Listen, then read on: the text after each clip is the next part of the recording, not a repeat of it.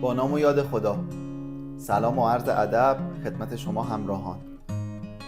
با توجه به فرارسیدن فصل گرما و خرید داکت اسپیلت و استفاده از این محصول، امروز از یکی از بهترین برندهای داکت اسپیلت نکات و مطالب بیشتری رو خدمت شما تو این ویدیو ارائه میکنم.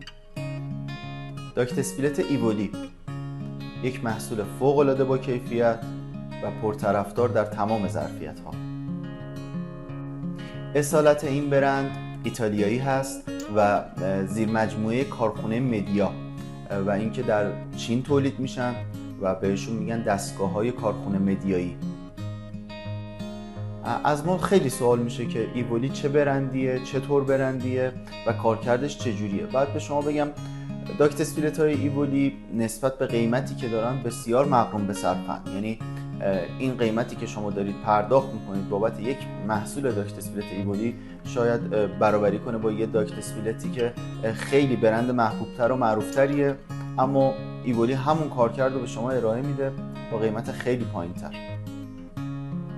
یکی دیگه از موارد قابل توجه داکت اسپیلت های ایولی داشتن تمام ظرفیت هاست. یعنی ظرفیت 18000 رو داره، 24000 رو داره که 18000 تا 50 متر، 24000ش تا 75 متر، 30000ش تا 100 متر، 36000ش ظرفیت پرفروشش تا 140 متر، 42000ش ظرفیتیه که در واقع تو متراژهای مسکونی دارای برق تک‌فاز واحد بزرگ تا 180 متر و 48 و 60 هم داره که 48 و 60 هزارش هم موجوده که برای واحدهای بالای 180 متر که بیشتر در واقع همون برق سه‌فاز استفاده میکنن و یه جورایی هم واحد مسکونی بزرگه یا واحد تجاری اداری.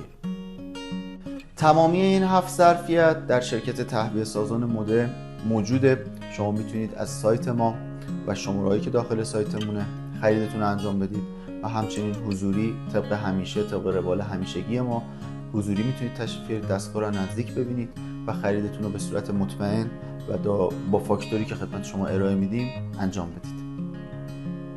همچنین برند ایولی به خاطر ضمانت 18 ماهه‌ای که داره و خدمات 5 ساله‌ای که داره و شرکت تهویه سازان مدرن تمامی خدمات و ضمانت رو خدمت شما ارائه میده، یکی از پرفروش‌ترین محصولات شرکت تهویه سازان مدرن شده. ممنون از همراهی همیشگی شما.